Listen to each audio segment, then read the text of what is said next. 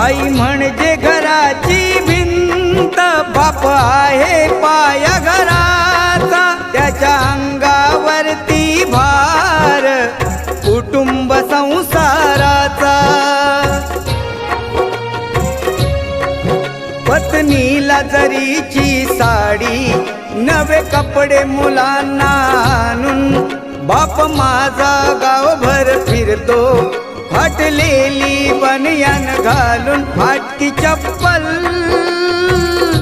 केसाला नाही फणी, बाप माझा